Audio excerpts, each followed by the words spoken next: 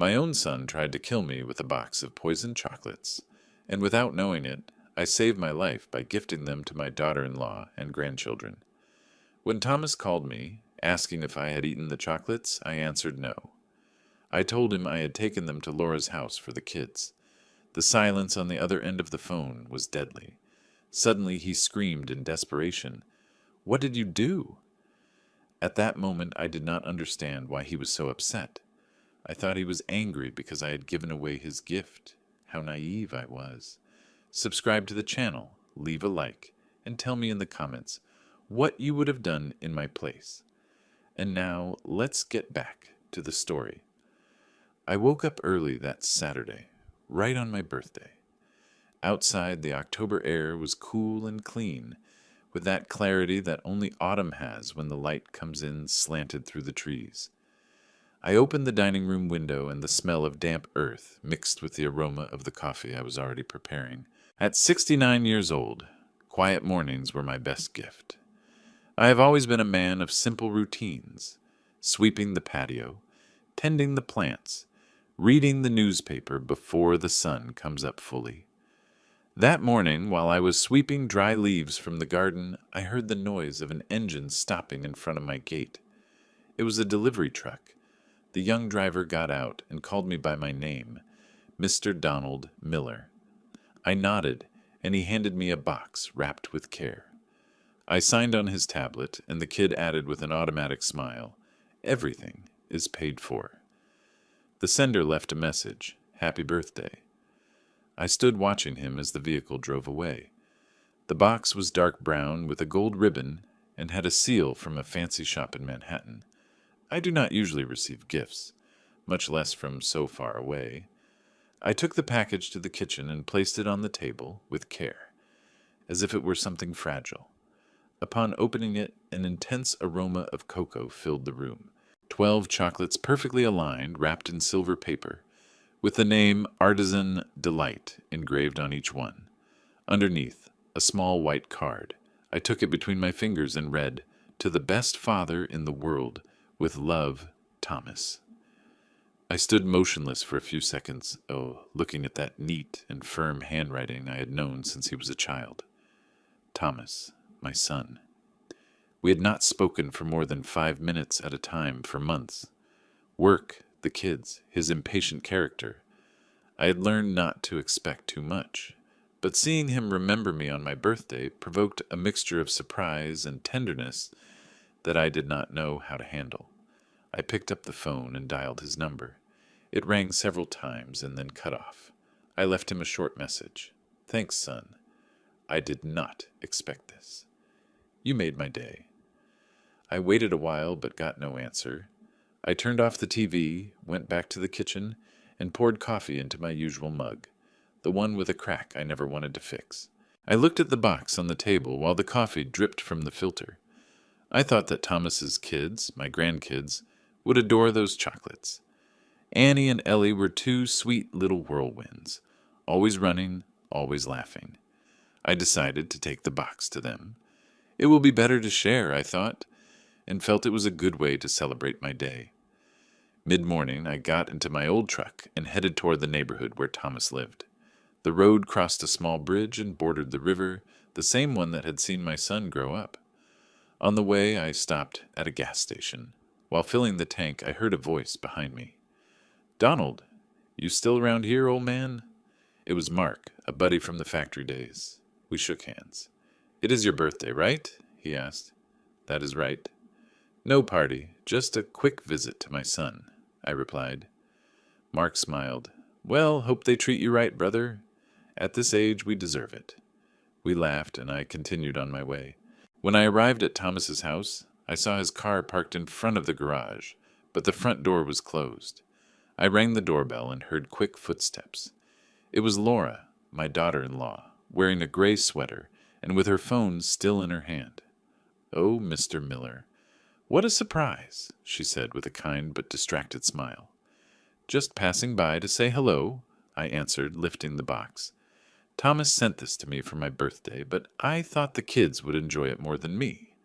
She hesitated for just an instant before responding. "What a beautiful gesture, Dad. They will love it. I went in for a few minutes. The house smelled of fresh detergent and toasted bread. On the floor, Lego pieces were scattered as usual. Annie and Ellie came running from the living room and threw themselves at my legs, shouting, "Grandpa! Grandpa!" I hugged them, feeling their warmth and their laughter. "I brought you a special gift from your dad," I said, lifting the box. Their eyes lit up. Laura put it on the kitchen counter and offered, "Do you want a coffee, Dad?" I shook my head. "No, dear. I was just passing through for a moment. I have things to do at home." I stayed a while watching how the kids played. Laura was answering messages on her phone without looking too much. She was a busy, practical woman, and although we never had conflicts, we never became close either. When I said goodbye, she walked me to the door. "Thanks for the thought," she said. "Thomas will be happy when I tell him." I returned a smile. "Take good care of them, Laura. They are all that matters." She nodded. I drove back while the sun began to lower. On the radio, an old program about the Vietnam War was playing. I had served there in my 20s, and every time I heard those voices of veterans, I felt a pang of nostalgia and exhaustion in my chest. I passed by the corner store, bought bread, milk, and some butter. The cashier, a young girl, wished me a happy birthday without knowing she had just done so. I smiled at her. Back at home, silence welcomed me like an old friend. I made a sandwich, turned on the television, but paid no attention to the news. On the table, Thomas's card was still there, under the yellow light of the dining room, to the best father in the world. I stared at it for a long time, with a mixture of pride and a small pang of melancholy. I picked up the frame of an old photo where the three of us appeared. Thomas in his graduation gown, Laura hugging him and me behind with my hands on his shoulders. I thought about how fast the years pass, how one day your son stops being a child and becomes someone who barely calls you. I turned off the TV, put away the photo, and went to the window. Outside, the wind moved the branches of the old oak tree and car lights flickered in the distance. Everything seemed calm, serene. That night I fell asleep with a discreet smile, feeling lucky for a small gesture that had ignited something inside me. I never imagined that box of chocolates, the same one I considered a detail full of affection, would be the beginning of something much darker. If I had known what was coming, perhaps I would not have opened that box. But life does not warn you when a quiet day will turn into the first of the rest of your tragedy. That morning I woke up later than usual. I do not know why, maybe because of tiredness, or because the body, from time to time, demands you stop. The sun was already filtering through the window when I heard the phone ring over and over. I thought it would be a courtesy call, perhaps some belated congratulation. I picked up the device half asleep, and Thomas's voice shook me like an electric shock. "Dad, did you eat the chocolates?" he said with an urgency I had never heard before. My mind was still cloudy. The smell of fresh coffee wrapped around me, and the sound of boiling water seemed so daily that I did not understand the tone of his voice. "No, son," I replied, while placing the filter in the coffee maker. I took them to Laura and the kids. I thought they would be excited. "Why?" There was a brief, dense silence, and suddenly a scream on the other end of the line. "What did you do?" I froze. I pulled the phone away from my ear and looked at it as if I did not understand the language. "What did you say? Repeat that, Dad." His voice was trembling. "Tell me you did not give them to anyone." "I took them yesterday, Thomas, to Laura and the kids." I heard a dry thud, as if he had thrown something to the floor, followed by a muffled curse. "My God," he murmured. "Damn it!" And he hung up. I stood motionless, phone in hand, hearing the beep of the dead tone. For a moment I thought I had misunderstood, that maybe he got angry for a silly reason, that he was simply exaggerating. Thomas had an impulsive character. I knew him well. I took a deep breath, rested the phone on the table, and tried to continue with my routine. I called him back after a few minutes. Nothing. The line was busy, and then the call cut off. I tried a message. There was no answer either. The rest of the morning passed with an unease I could not name. I tried to distract myself. I washed the dishes, cleaned the porch, read the newspaper headlines. But the conversation repeated in my head, over and over, with that question suspended in the air. Did you eat the chocolates? At noon I heard the sound of an engine approaching. For an instant I thought it was him. I looked out the window, but it was only the mailman. I went down the stairs, signed the receipt, and he handed me an envelope with the bank logo. I opened it right there, under the sun. Inside was a notification. Recent access to the joint account I had shared with Thomas years ago, an account I thought was closed. I frowned, confused.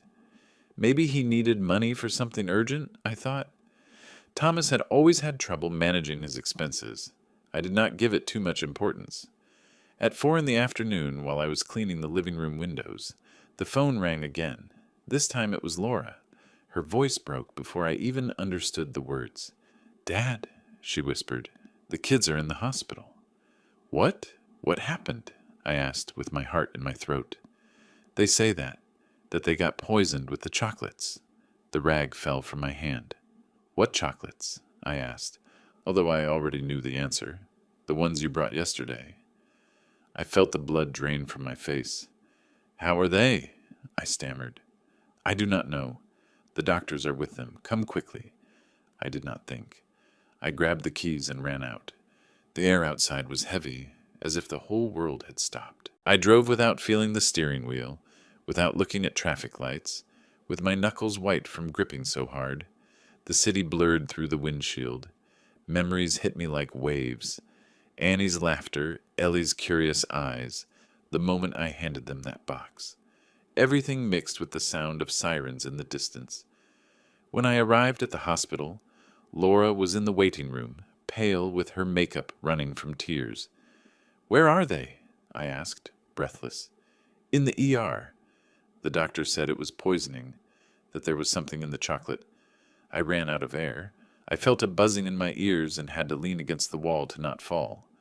The doctor appeared shortly after, with an expression of professional tiredness, but with a hint of gravity in his voice. "They are stable," he said. "The preliminary analysis shows traces of arsenic, but the dose was low. They arrived in time." I had to take a step back. I felt the floor moving. "Arsenic?" I repeated, not understanding. "Yes," nodded the doctor. "Someone mixed it with the filling. If the kids had eaten a little more, we would not be talking." Laura looked at me, eyes red, and whispered, "Dad, Thomas was the one who bought the box, right?" I nodded, unable to speak. My throat was a knot. When I opened it, she said, "I noticed a weird smell, but the kids were so excited I did not want to disappoint them." The doctor added, "We have already sent the samples to the lab. We will have the definitive results tomorrow." I let myself fall onto a bench in the hallway, hands trembling. The noise of footsteps, the beeping of machines, Laura's sobs, everything reached me muffled, as if I were underwater. A nurse approached with a notepad in her hand. "Are you the original recipient of the gift?" she asked. "Yes," I replied. She looked at me in silence for a few seconds. "You were lucky," she said. "If you had eaten them, you would be dead." Her words fell like stones into the void. Laura took out her phone and started dialing desperately. "Thomas, pick up, please," she whispered. "You have to come to the hospital." The tone rang over and over until voicemail interrupted with a brutal silence. Minutes passed that felt like hours to me. Finally, I stood up and walked to the hallway window. Outside, the sun was falling slowly, tinted with a metallic gold that reflected on the parked cars.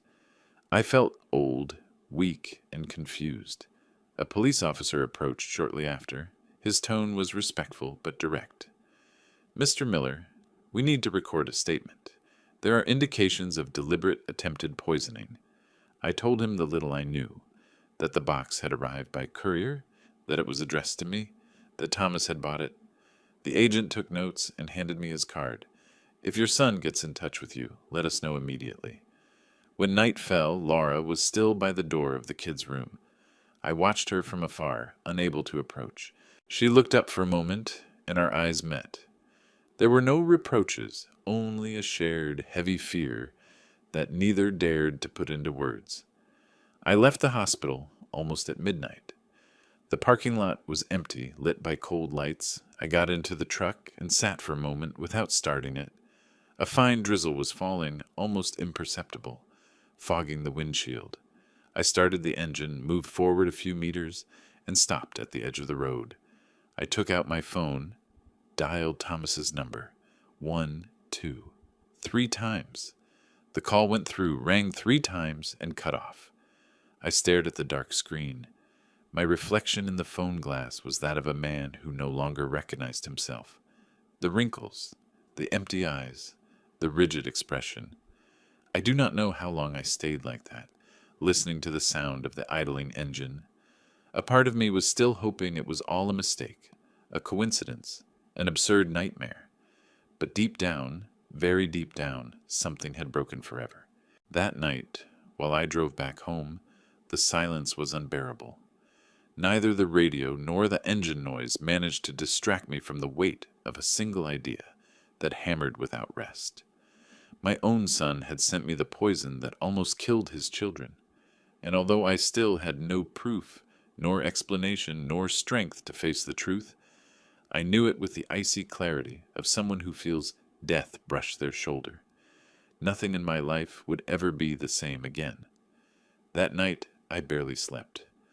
I closed my eyes and saw the red lights of the hospital again, the distant sound of sirens, Laura's crying, the tiny hands of my grandkids covered in wires. Every time sleep overcame me, the buzzing of an imaginary ambulance woke me up again. The clock marked 3, 4, 5. I got up when it was not yet dawn, with a heavy body and a restless soul.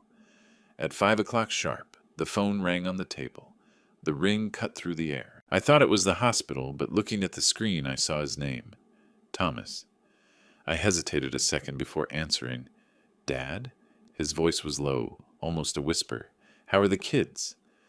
I stayed silent for a moment, waiting for some sign of regret, of humanity in his tone. They are better, I told him with a tired voice. The doctors say it was luck they arrived in time. They are still running tests on the chocolates. The silence on the other end was so long, I heard my own heart beating. Then he spoke again, more tense. Dad, did you eat any? No, I replied coldly. I took them to Laura and the kids. Why do you ask that? I heard his breathing, fast, contained, and then a long exhalation. No, nothing. Just wanted to know, he said, and he hung up. I was left with the phone in my hand, watching the screen turn off. In the kitchen, only the constant noise of the refrigerator was heard, a monotonous hum that drilled into my head. I turned on the coffee maker without thinking, but the aroma of coffee no longer calmed me. I felt that something invisible had broken between us. At 7, I went out to the porch with the hot mug between my hands. Mist covered the street, and the air cut the skin. I sat on the old wooden bench and watched how the coffee steam mixed with the frozen breath of the morning. Mrs. Wilson, my neighbor, appeared crossing the garden, wrapped in a flowered robe. Good morning, Donald, she said, leaning on the fence. Last night I saw police cars in front of your son's house. Is something wrong? I swallowed hard. The kids got poisoned, I answered, but they are out of danger now. Poor little things, she murmured, lowering her voice. The Thomas has not looked well lately. I saw him a few days ago at the store with dark circles under his eyes, smoking like a chimney. I did not know what to say. I nodded, faking a smile. But inside, something was fitting together like pieces of a puzzle. Every gesture, every silence of Thomas in the last few months began to have another meaning. I went back inside and turned on the radio to distract myself, but the words mixed without sense. I spent the morning moving aimlessly. I organized papers on the desk, cleaned the air filter, tried to occupy my hands so my mind would not sink. Around noon, the phone rang again. It was Laura. Her voice sounded exhausted, rough from crying so much. Dad, I have the results. What did they say? I asked, feeling a coldness in my stomach. It is arsenic, she replied. The doctors are sure they found it in the chocolates. I closed my eyes. Does the police know anything? They are investigating the origin. They said they are going to the shop in Manhattan, from where it was sent. They also want to talk to you. I looked around. Light came through the curtain, falling on the floor like a yellow line dividing the room into two halves, what was before and what was now. Not much time passed until the doorbell rang. Upon opening, I found a young man, tall in a dark coat. "Officer Dan," he said, showing his badge. "We need to ask you some questions, Mr. Miller." I invited him in. He sat in front of me at the dining table and turned on his recorder. "Can you tell me from the beginning how you received the package?" I recounted everything: the courier, the box, the card, how I took it to Thomas and Laura's house. He took notes without interrupting me, with a neutral expression. "Do you suspect anyone?" he asked finally. I stood thinking. "I do not know," I said slowly. "But my son, when he found out I had not eaten the chocolates, seemed scared." The officer looked up. "Scared?" "Yes. Not angry?" "No. Surprised. Scared." He noted something else and nodded. "We will verify who paid for the order and from what account. We will keep you informed." When he left, the house went silent again. I was left alone with the echo of my own words. I went to the sideboard, took out the birthday card, and observed it again. "To the best father in the world." The clean, orderly handwriting without a tremor. It did not look like the hand of someone planning to harm. But the facts did not lie. The phone rang again. This time, it was the bank. "Mr. Miller, we are calling to confirm a recent withdrawal of $15,000 from an account linked to your name." "There must be a mistake," I said. "That account is closed." "No, sir. According to our records, you authorized your son Thomas Miller as a co-holder in 2012. The account is still active." I felt a pang in my chest. "I understand," I murmured and hung up. I went to the study, opened the drawer of old documents. The dust made me cough. Among receipts and folders, I found the bank contract. My signature and his, younger, more trusting. I remembered the day we opened it. "For emergencies," I told him then. Now I understood that the emergency was me. The rest of the afternoon passed with a mixture of rage and confusion. I could not concentrate. I walked through the house like a ghost. At 6, I decided to go to the hospital. The pediatric hallway smelled of disinfectant. Annie slept with her mouth half open. Ellie watched a cartoon in silence. They had pale skin, small veins under the IV tape. Laura was next to them with a blanket over her shoulders. "Thanks for coming, Dad," she whispered. "How are they?" "Tired, but out of danger. The doctors say they will recover." "And Thomas?" I asked. She lowered her gaze. "He is not showing up. The police went to the house. His car is still there, but he is not. His phone is off." I sat next to her. Neither of us spoke for a while. I looked at my sleeping grandkids and felt something inside me harden. It was not just fear. It was fury. "If you see him, let me know," I told her finally. When I left the hospital, the sky was already dyed violet. The wind moved the bare branches, and the air smelled of gasoline and old rain. I walked toward the parking lot with slow steps. My mind would not stop. Reaching the car, I dialed my sister's number, Natalie. She answered on the second ring with a sleepy voice. "Donald? What is wrong? Have you seen Thomas?" I asked directly. There was a brief silence. I could hear her breathing on the other end. "I think so. He arrived last night. He is here, at my house." He did not want to say much, just that he needed to rest. I stood still, phone pressed against my ear. "Listen to me, Natalie," I said calmly, although I felt my blood burning.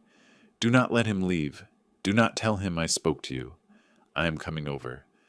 Donald, what is happening? Please, just do what I tell you." I hung up before she kept asking. I got into the car and started the engine.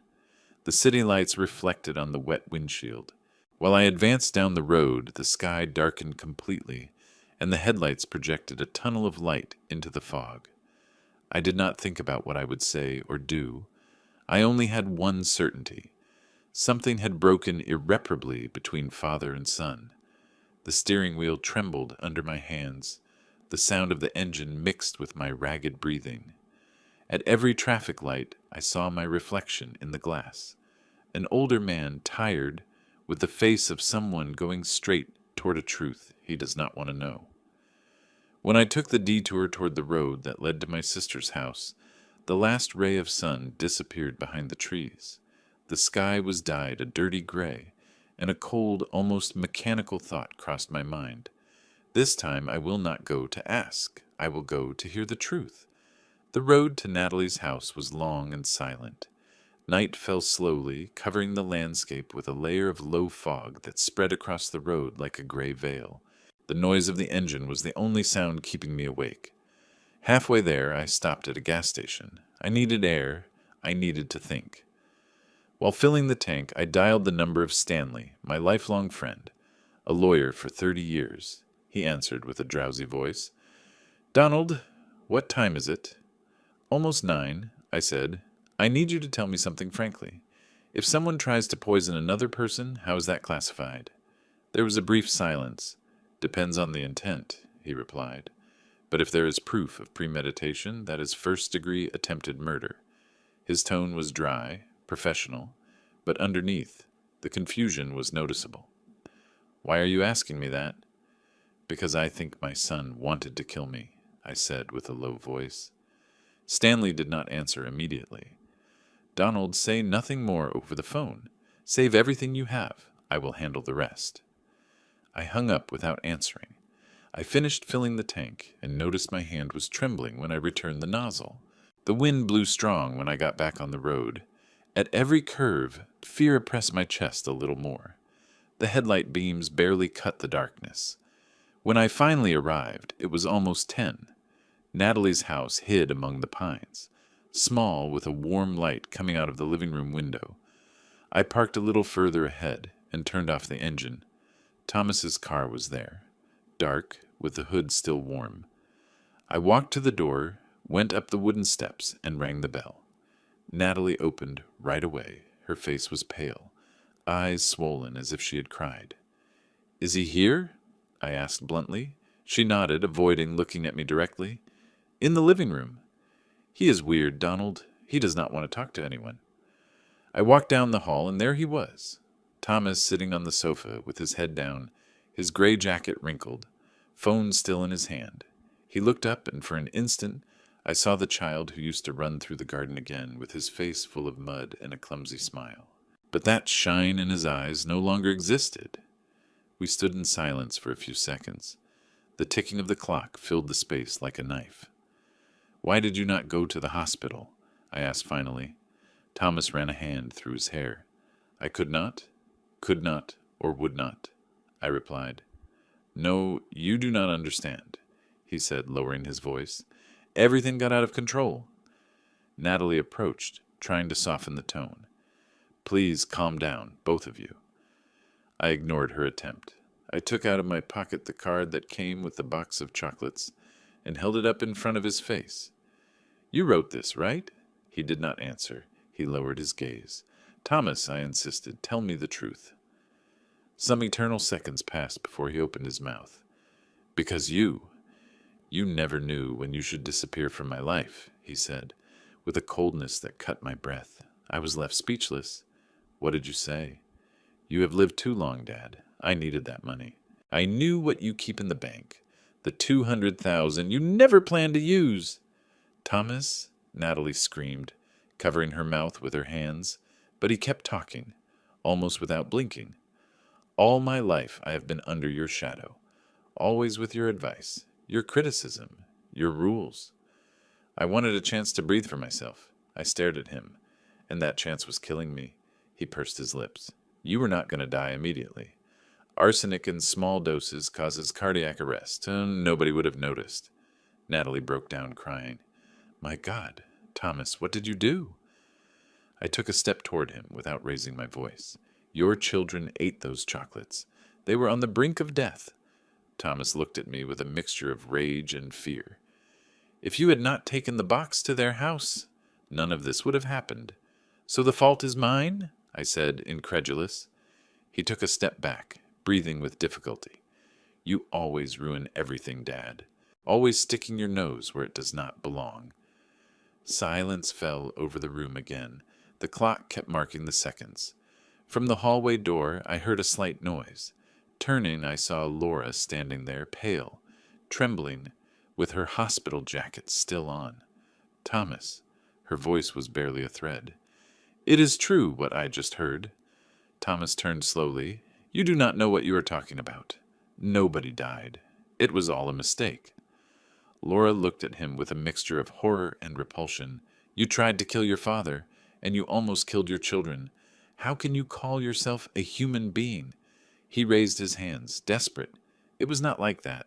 I wanted to fix it. Everything went wrong.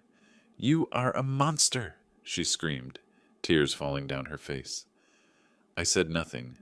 I limited myself to observing him. Thomas seemed to shrink before our eyes, as if the weight of his own axe crushed him.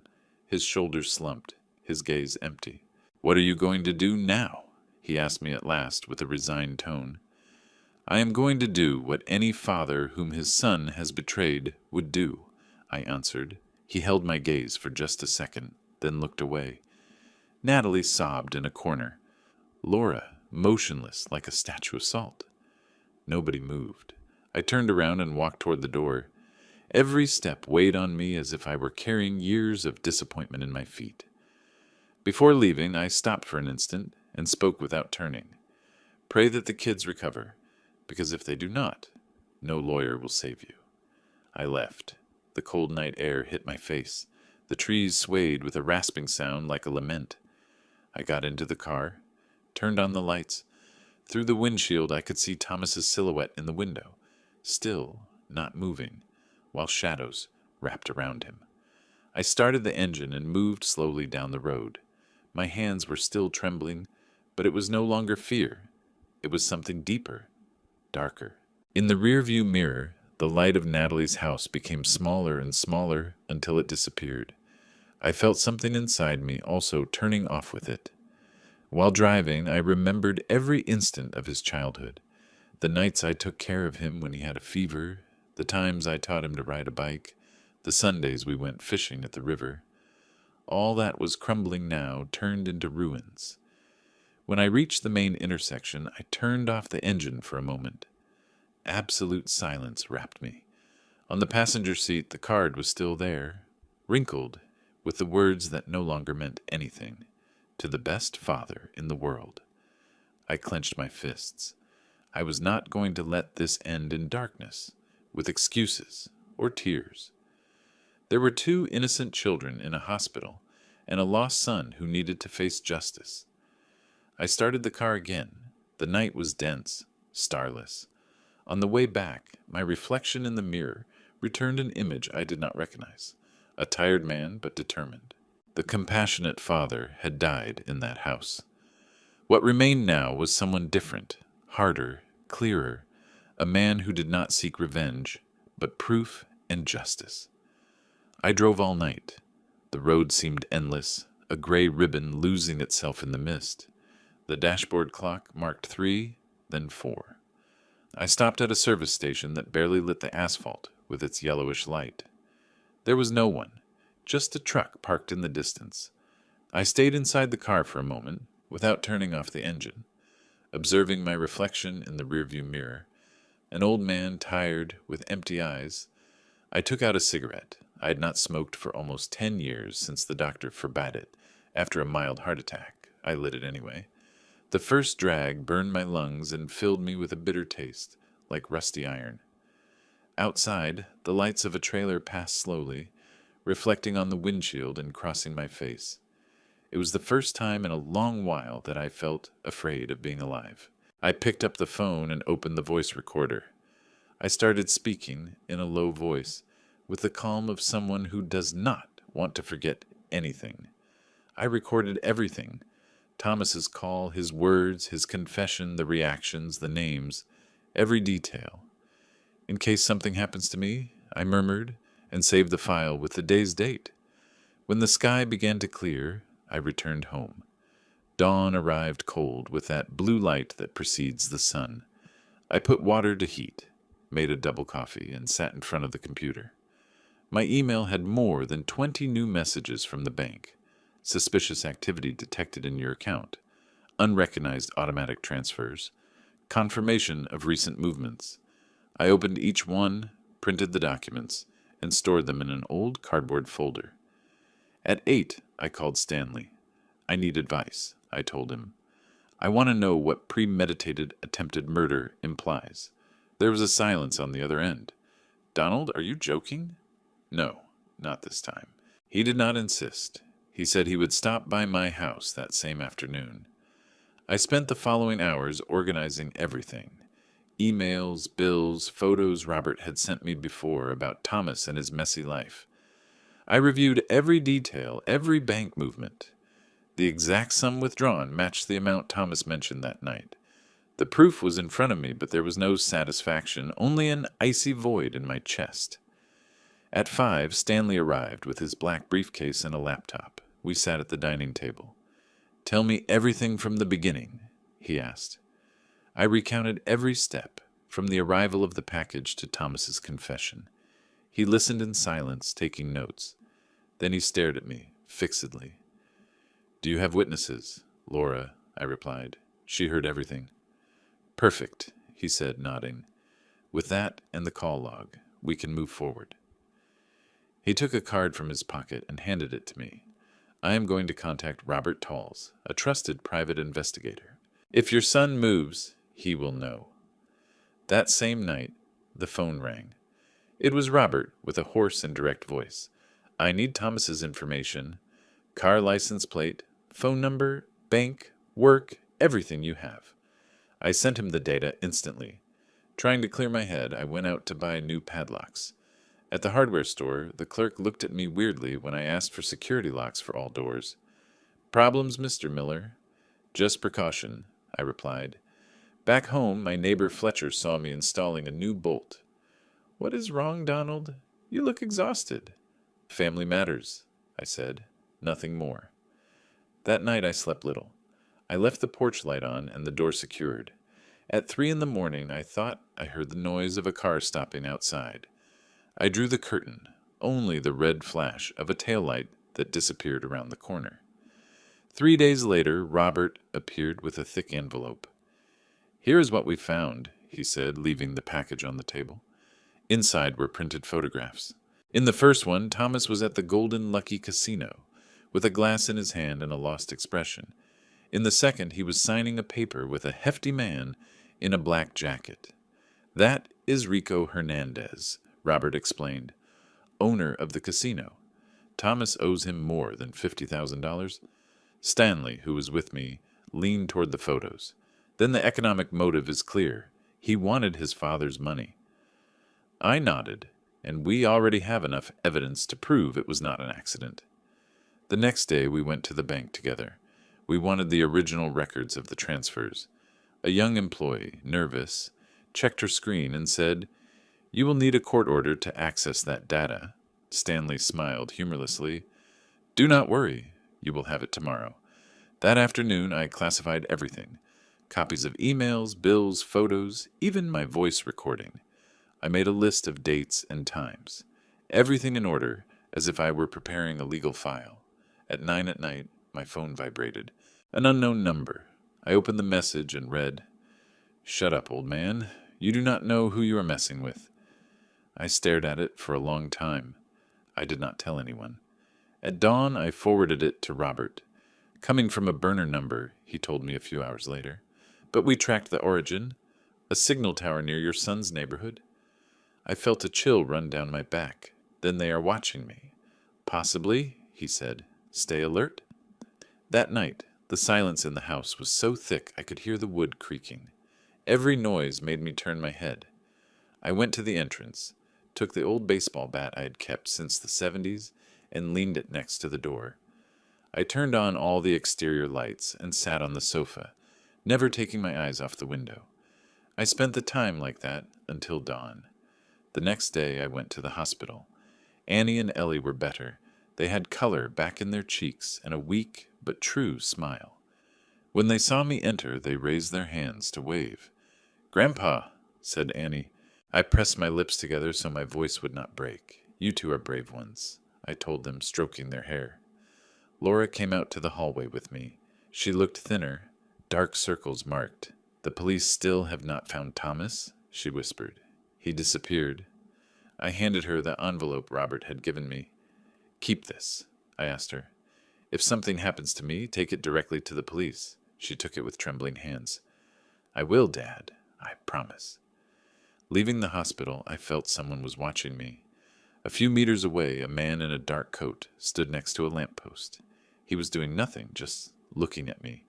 When I took a step toward him, he turned and disappeared among the cars. I took out my phone. "Robert," I said, barely able to keep my voice steady, "I think Rico knows we are after him." "I assume so," he answered. "He is dangerous. Watch your back, Donald. Now it is no longer just about justice. It is about surviving." That night I sat at my desk, turned on the lamp, and opened the notebook where I had started writing everything. I noted every detail of the day, the calls, the faces, the places. When I reached the last line, I hesitated a few seconds before writing. The pen trembled between my fingers. Tonight, darkness no longer hides the truth. It shows it as it is, cruel, inevitable, and mine. I closed the notebook. Outside, the wind hit the windows. For the first time in weeks, I did not turn on the radio or the television. I stayed listening to the silence, knowing that from that moment on there was no turning back. At 8 o'clock in the morning, someone knocked on the door. I had not slept well. The previous night had been long and full of thoughts that would not stop. When I opened it, Robert was there, soaked by the drizzle, with a thick folder under his arm and a flash drive in his hand. "I bring something you need to see," he said without preamble. He entered, left his coat on the chair, and placed the photos on the dining table.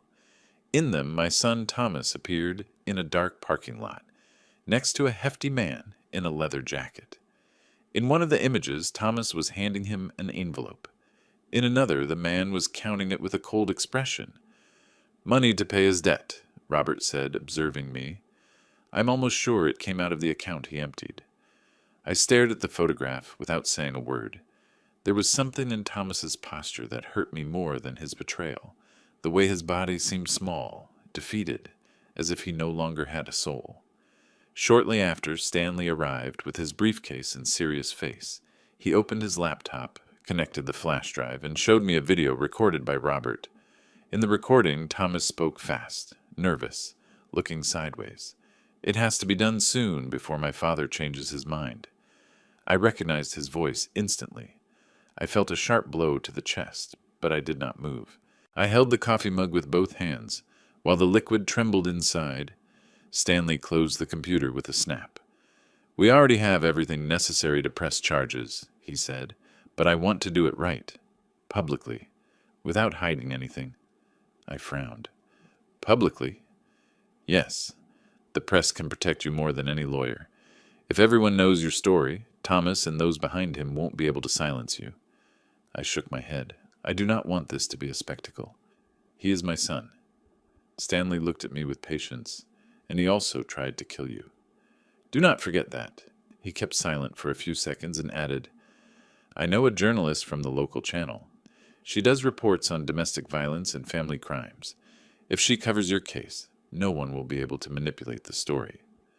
I agreed, albeit reluctantly. I felt I was handing my privacy over to the world, but I understood there was no longer space for silence. The next day, a van with the channel logo parked in front of my house. 2 technicians installed cameras and lights in the living room.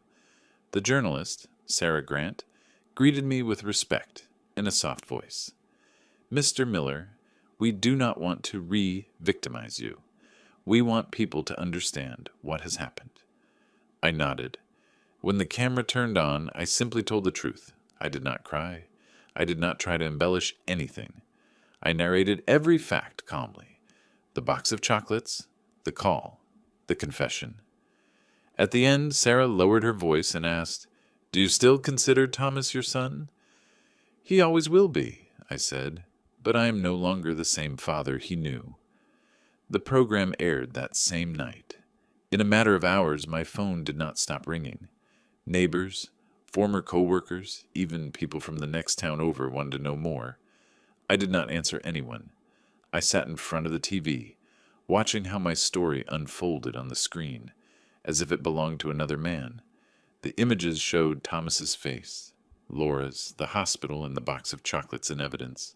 The journalist narrated with a firm voice, "A 69-year-old father survives the attempted murder by his own son." When the report ended, silence wrapped around me. The phone rang one more time. It was Laura, crying, "Thank you, Dad. Thank you." Now everyone knows the truth? I could not answer. I felt a huge weight on my chest, a mixture of relief and sadness. That same night, Stanley called me. The police already issued the arrest warrant. Thomas is being sought. 3 days later, the ringing of the phone woke me. "Mr. Miller," said a male voice, "this is Lieutenant Collins. We have the suspect in custody. He was detained at a motel near the New Jersey border." I stayed silent for a few seconds.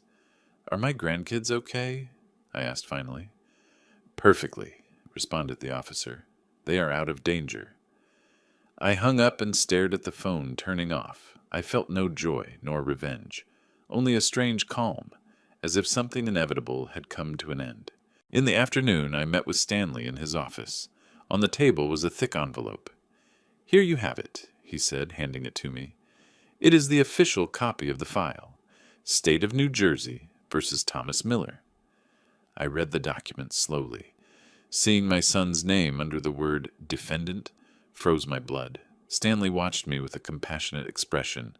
"From now on, everything will be resolved within the law," he said. At that moment, Robert entered, with disheveled hair and a tired smile. "Rico has disappeared," he announced. "But do not worry. We are tracking his movements." "Leave it," I said, raising my hand. "I do not care where he is. The only thing I want is justice." That night, I returned home under a fine rain. The wind hit the branches against the windows. I turned on the TV. My interview was appearing on the news. The anchor spoke of me as if I were a symbol, the man who survived his own son's poison. I turned off the screen. I stared at the darkness beyond the glass. Outside, the rain fell constantly, softly, as if the sky was trying to clean the earth of all that human misery. A few minutes later, someone knocked on the door. It was Mrs. Wilson, my neighbor. She brought a tray of warm pie wrapped in aluminum foil. "The whole neighborhood is with you, Donald," she said with a sad smile. "No one deserves to go through something like that." I thanked her and said goodbye. "Maybe for the first time in my life," I replied. "Loneliness has served for something." When I closed the door, I checked the locks, turned off the hallway lights, and stored the documents in the strongbox in the closet. The house smelled of dampness and metal. Almost at midnight, I heard a slight tapping. I thought it was the wind, but it sounded again. I got up and turned on the porch light. There was no one, just an envelope someone had slid under the door. I picked it up carefully. Inside was a photograph. Me sitting in the hospital room next to Annie and Ellie. On the back, a phrase written in black ink. "Do not think this is over." My heart skipped a beat. I picked up the phone and dialed Robert's number. He answered on the second ring. "I will be there in 20 minutes, he said before I could explain. He kept his word. He arrived soaked, examined the photo under the kitchen light. "Rico, or someone from his crew," he murmured. "They want to scare you, make you think they still have power." "And now what do I do?" I asked. Robert smiled, humorlessly. "Now nothing. You are no longer the victim, Donald. Now you are the man they should fear." I looked toward the window. Outside, the wind dragged the rain like needles on the glass. I felt something new inside me. It was not fear, nor rage, nor pain. It was a cold, decided calm. I turned off the kitchen light and went back to my desk. In the notebook where I kept my notes, I wrote a single line. "This story does not end until the fear changes owners." That night, I understood that the weak father, the man who trembled before his son's betrayal, no longer existed. In his place was another, one willing to look darkness in the face and not look away. 3 days after Thomas's arrest, I received a call from the police.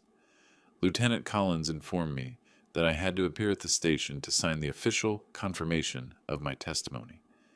His voice sounded polite, but loaded with that gravity that accompanies truths impossible to ignore.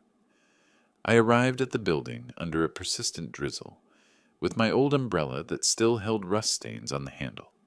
The air smelled of damp earth and gasoline. I went up the steps slowly. Every step resonated as if marking the rhythm of something that could no longer be stopped. In the interrogation room, Collins received me with a serious gesture. On the table were several sealed folders and a series of photographs. He offered me a seat, then opened one of them and slid the images toward me. They were the remains of the chocolates, carefully packaged in transparent bags with numbered labels. In another photo, a small dark glass bottle was seen with a partially torn label. Arsenic trioxide. "We found it in your son's garage," said Collins. "We also tracked the purchase of the chocolates. It was ordered online with Thomas's credit card. The delivery was the same day as your birthday." I nodded wordlessly. I had prepared myself to hear it, but not to feel that weight in my chest. That silence that crushes everything. Collins continued. "There is something else. On his computer, we found a document called Financial Plan 2024, .xls. Inside, a tab was titled Assets Following Father's Death. It includes inheritance calculations, projection of accounts, and even a note. Priority, cancel, Rico, debt. I closed my eyes for a moment. I gripped the pen so hard it cracked. Then I signed every sheet of the report, with handwriting trembling, but firm. Leaving the station, I saw Robert waiting for me under a black umbrella. His coat was dripping water, and in the other hand he held a folded newspaper. He showed it to me without a word. On the front page it read, "Son poisons father to pay off gambling debts." Below, a photograph of Thomas handcuffed, with an empty gaze and hair stuck to his face. I observed it for a long time, trying to find in that face the child who once ran after me in the park, who laughed when I taught him to throw a ball. But he was no longer there. The man in the photo was a stranger. "Rico is still missing," murmured Robert, "but they caught one of his men. He confessed that Thomas still owed him $15,000. I nodded without looking at him. The words seemed to float in the air, hollow, unreal. We went together to Stanley's office. There were piles of folders on the desk, each marked with labels. Bank fraud, attempted homicide, photographic evidence. "We have to file the civil lawsuit," Stanley said. "There's already enough evidence. Illicit transfers, attempted murder, misappropriation of funds." "What is missing then?" I asked. "Laura's statement. Her testimony will close the circle." That same afternoon I went to see her. The house smelled of disinfectant and sadness. The children's toys were scattered on the living room rug. When I opened the door, Annie ran toward me and hugged my legs. "Grandpa, when is Daddy coming back?" I crouched down, stroking her hair. "Not soon, my love, but everything will be fine." Laura appeared with tired eyes, holding a cup of tea. "I have filed for divorce," she said bluntly. "I cannot keep defending him." I nodded in silence. There was a sad, resigned calm in her voice. "Stanley will need you to testify," I told her. "I will do it," she responded. "I want my children to grow up knowing the truth." We stayed for a moment watching the rain fall through the window, without speaking. At some point I understood that neither of us sought justice for revenge. It was something simpler. We needed to recover peace. That night, back home, the phone rang. It was Robert. "They caught him," he said with a low voice. "Rico was detained in Philadelphia. He confessed that Thomas asked him for help to get arsenic through a man named Carlos, a Mexican resident in Newark. I noted everything in my notebook: time, place, names. The habit of recording every detail had become a way of breathing. The next morning I received an email from a journalist organization, They invited me to a televised forum on family violence and financial greed. Stanley insisted I accept. It is time for people to see that you are not just a victim, Donald. You are a survivor, I agreed. The event took place in the local channel's auditorium. The lights were strong, almost blinding. When they gave me the microphone, I told the story from the beginning, without embellishments. Sometimes, I said, looking at the audience, betrayal does not come from an enemy, but from whom one taught to walk. The silence that followed was more eloquent than applause. At the end, several people approached to shake my hand. An older woman told me, with tears in her eyes, "You're not alone. My son tried to keep my house. I thought it was my fault." I responded with a slight gesture. For the first time, I understood that my story was that of many others, just with different names. On the way back, Robert drove. He showed me a new file on his tablet, the recordings from the Golden Lucky Casino. In one of them, Thomas received an envelope from Rico's hands. In the corner of the envelope, there was a visible stain. Later, it would be confirmed that it contained his fingerprint. When Stanley saw the images, he smiled, with a mixture of tiredness and satisfaction. Perfect. This will destroy him in court. That night, while the clock marked almost midnight, I wrote a letter to the public defender assigned to Thomas. I did not want meetings, nor apologies, nor mediations. I only asked that the case follow its course to the end. Before sleeping, I turned on the TV. On the nightly news, they showed images of Thomas being transferred from the detention center to the county jail. Camera lights flashed while journalists shouted questions. He lowered his head, handcuffed, surrounded by police. I turned off the device. I went to the window and drew the curtains. Outside, it was raining again, a constant, soft rain that hit the glass like a whisper. I rested my forehead on the glass. For the first time in many months, I felt something resembling peace. It was not joy. It was a silent relief, as if the rain, with its infinite patience, washed away all the rot that had been left behind. I took a deep breath and turned off the light. In the darkness, I thought of only one thing. You cannot choose blood, but you can choose what you do with it. And that night, finally, I chose to keep living. A week later, Stanley called me early in the morning. His voice sounded firm, professional, but I perceived a nuance of worry. "We already have the date," he said. Monday, 9 in the morning, the county courthouse. I spent the rest of the day preparing for the inevitable. I ironed my old gray suit, the one I still kept from the time I taught at the university. I polished my shoes until I saw my tired reflection in them. At night, I left everything on the bedroom chair and sat in front of the mirror, reviewing the words I did not want to forget. Not hate, not revenge, only justice. Monday dawned with a sky of low clouds. In front of the courthouse there were cameras, journalists, curious onlookers. When I got out of the car, flashes began to explode like lightning. "Mr. Miller," shouted a reporter, "will you forgive your son?" I stopped for a second, looked directly at the nearest lens, and responded slowly, "I do not seek to forgive nor punish. I only want the truth." Inside the building, the air smelled of damp paper and old coffee. Thomas was already there, sitting next to his public defender. He had grown out hair, a messy beard, and sunken eyes. His handcuffed hands rested on the table. He seemed younger, and, at the same time, infinitely older. I sat at the back, next to Laura and Robert, who held his camera as if it were a shield. When the judge entered, everyone stood up. Then the prosecutor began reading the charges: attempted first-degree murder, premeditated poisoning, financial fraud. Every word resonated on the walls like a dry blow. Thomas raised his head, and for an instant his gaze crossed with mine. There was no rage nor regret, only a void I did not know how to interpret. The prosecutor presented the evidence one by one: the receipt for the arsenic purchase, the emails, Robert's recording, Rico's testimony. Stanley stood up, also showing the birthday card and the messages Thomas sent me that morning. The whole room kept silent. When Laura was called to the stand, she took a deep breath before speaking. I heard with my own ears how Thomas confessed, she said with a trembling voice. He said he had put the poison in the chocolates, so his father would eat them. A murmur ran through the room. Thomas moved his lips, muttering something unintelligible, and a guard had to push him gently back into his seat. The prosecutor concluded with a phrase that was left floating in the air. There is no debt nor desperation that justifies killing the one who gave you life. The hearing lasted all day.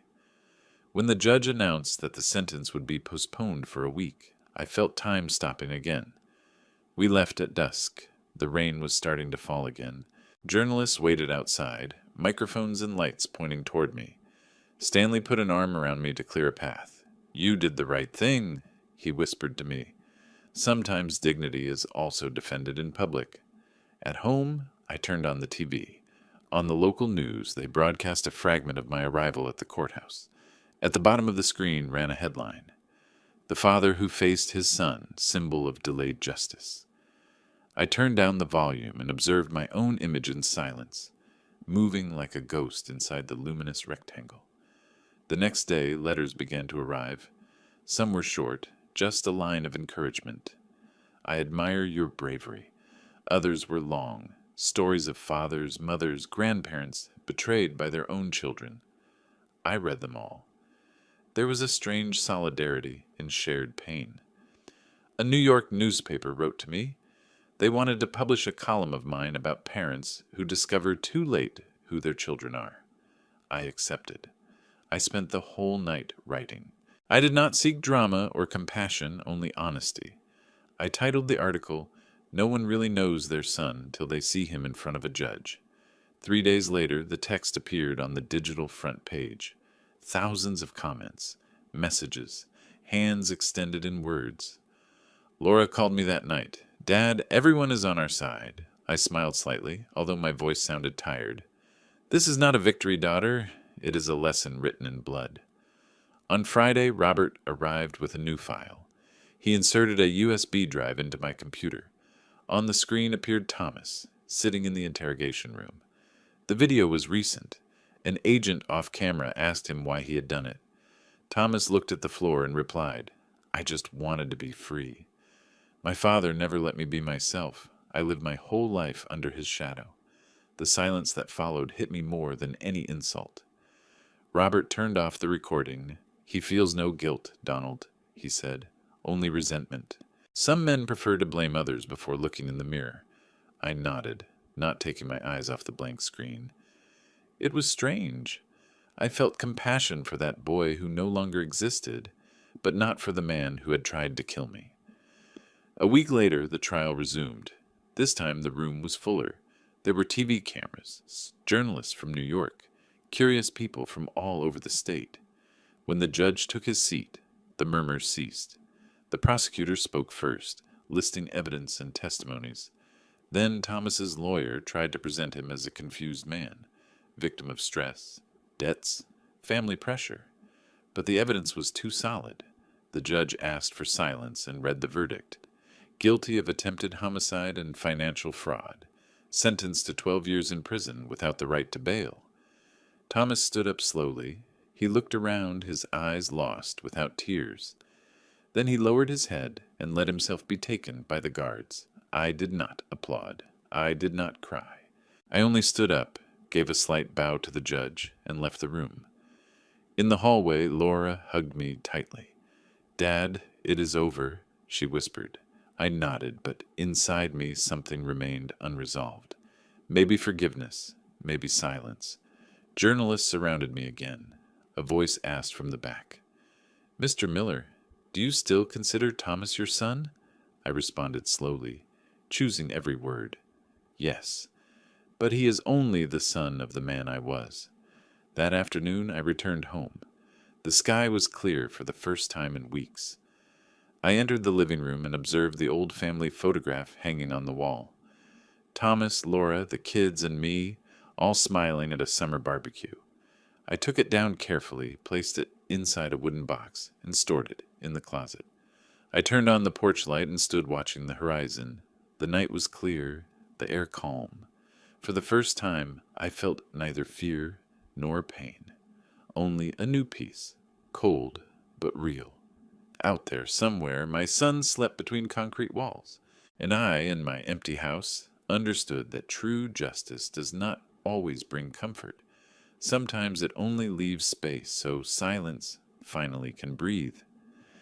3 days after the sentence, I received a call from the police department. Lieutenant Collins asked me to stop by the county office to sign the final documents related to the seizure of Thomas's assets. His voice, always firm, this time had an almost compassionate tone, as if he too sought to close the chapter. I arrived early. The gray sky covered the administrative building like a wet blanket, and in front of the entrance there were several journalists stationed with cameras. I felt the flashes before hearing their voices. "Mr. Miller, any statement on the sentence? Will you forgive your son?" I lowered my head without stopping and pushed the glass door. Collins received me with a handshake. "Thanks for coming, Mr. Miller. The case is practically closed. Only the last formalities remain." On his desk was a thick folder sealed with red tapes. He opened it and took out a transparent envelope with a photograph inside. The family photo Thomas used to have on his desk. Me with him as a child, smiling under the sun. Now it was labeled as Evidence 14C. "We found it among his personal belongings," explained Collins. "I assumed you would want to keep it." I took the photograph and put it in the inside pocket of my jacket. I said nothing. The lieutenant continued. "Rico pled guilty. He said your son paid him with the money, withdrawn from your accounts. We are preparing the restitution of funds." "Leave it for court costs," I replied. "I do not want any of that anymore." I left the building as the rain began to fall again. In the parking lot, I recognized Laura's car. She was standing next to the vehicle, and the kids were playing in the back seat.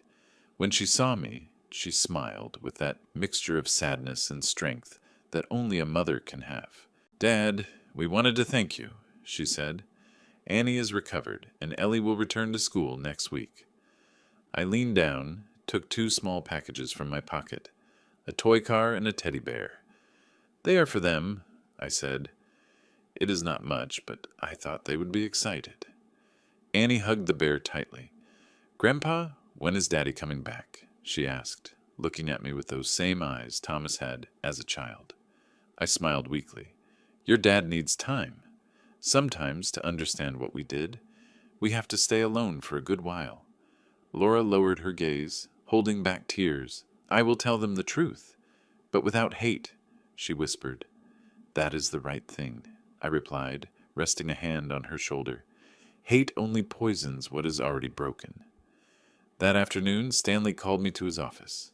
On the desk were piles of documents, folders marked with court stamps.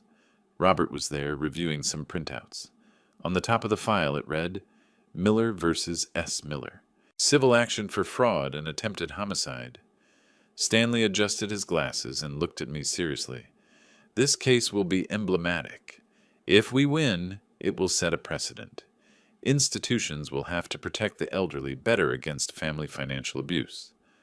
I took the pen and signed without hesitation. There was no longer room for doubt. When I stood up, Robert handed me a small USB device. "Here are all the original proofs," he said. "Keep them in case someday someone tries to rewrite history. Let your version remain." I stored the device in my pocket next to the photograph. Arriving home, I turned on the kitchen lights. Solitude had a particular sound in that house. The ticking of the clock, the creaking of the woods, the hum of the refrigerator. I turned on the laptop, connected the USB, and copied all the content onto an external hard drive that I kept in a metal box. Then, in the corner of the screen, a new notification appeared. "Inmate Thomas Miller. Message request."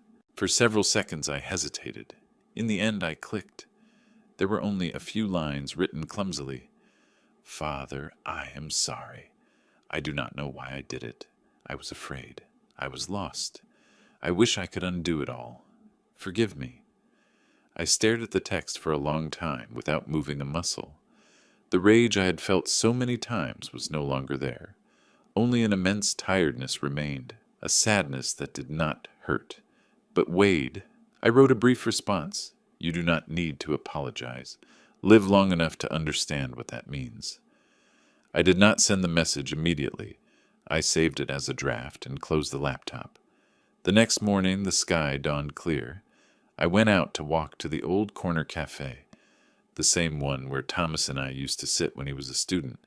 The aroma of roasted coffee brought me back for a moment to those simpler years. Marta, the usual waitress, recognized me right away. I saw your interview on television, she said, serving my coffee.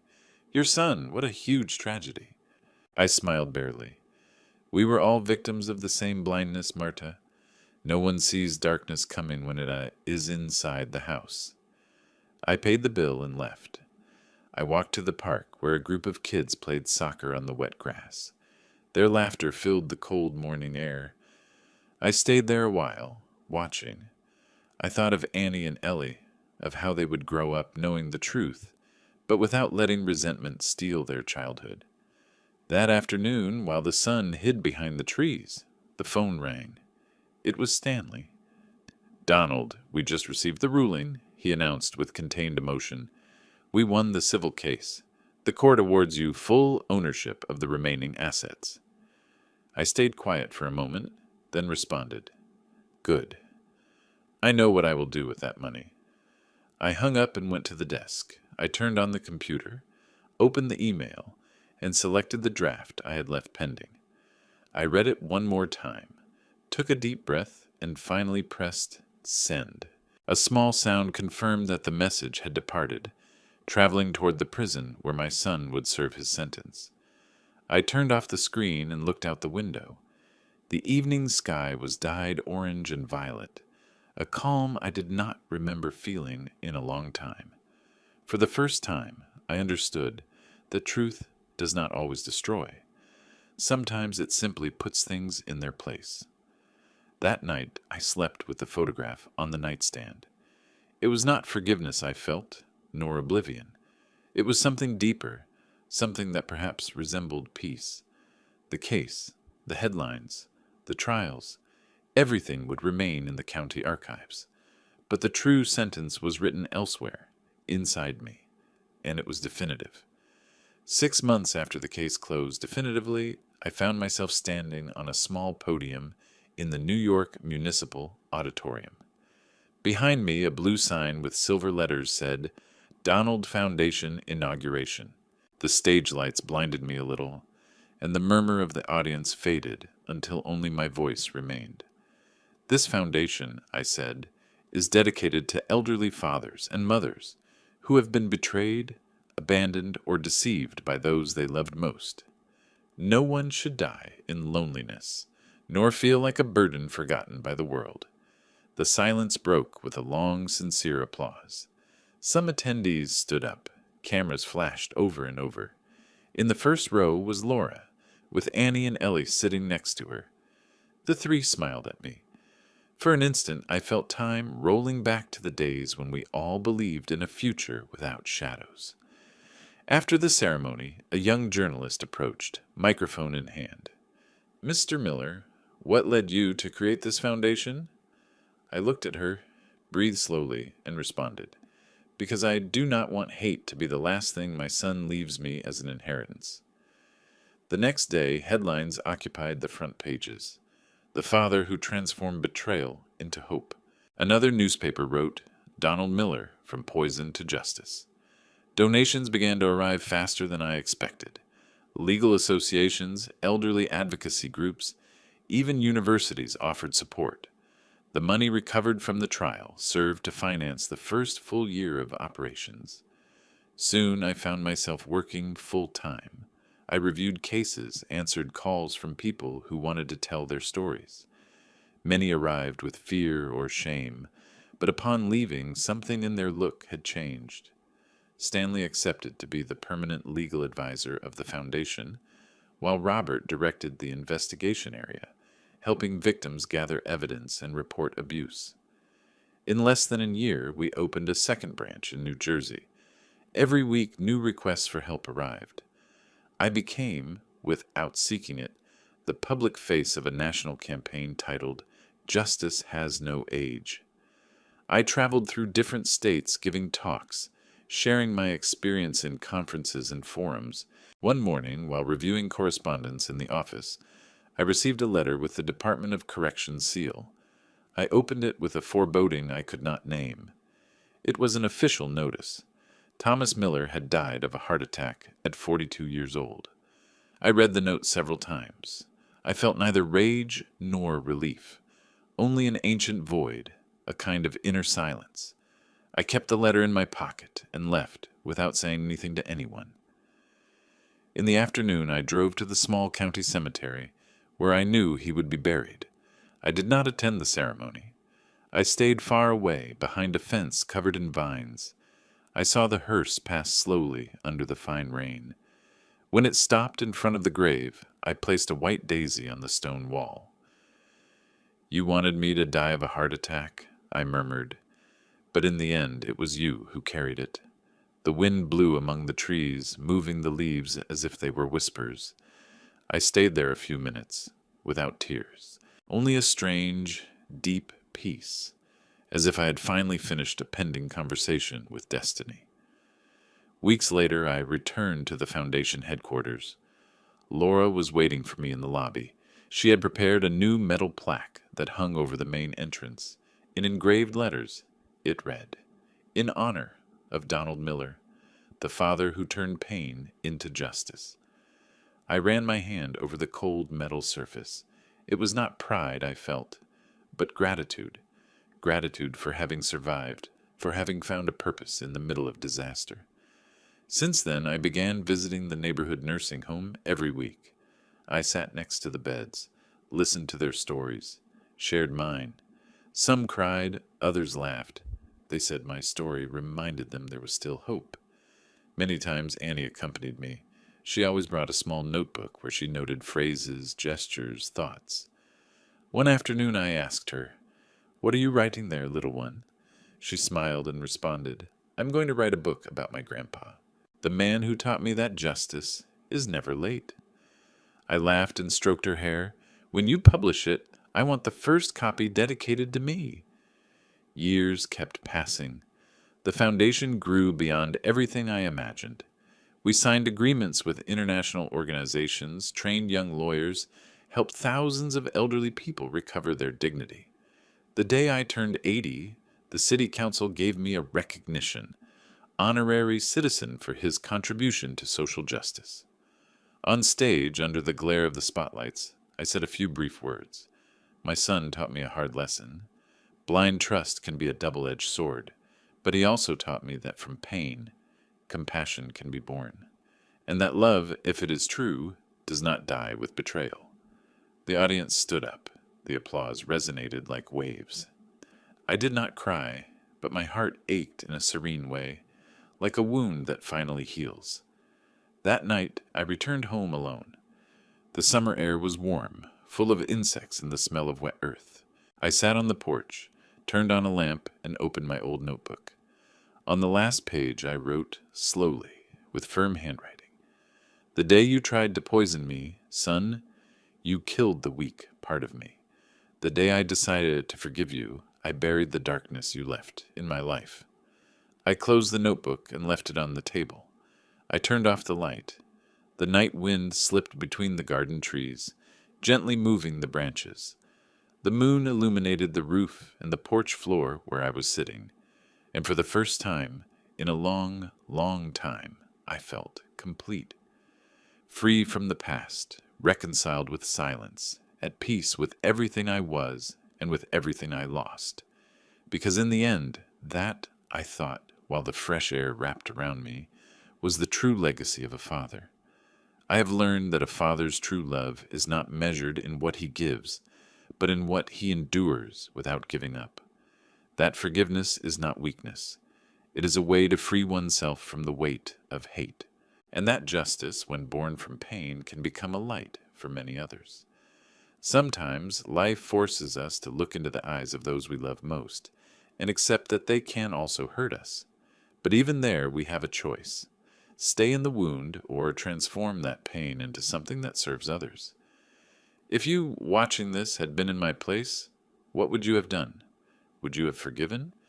Would you have sought justice? Or would you have simply walked away without looking back? I want to hear your opinion. From the heart, write in the comments what you would do, what you think, what you feel. Your voice can also help someone who is fighting their own battle today. And remember, no darkness is eternal if you decide to walk toward the light. May God bless you and give you strength always.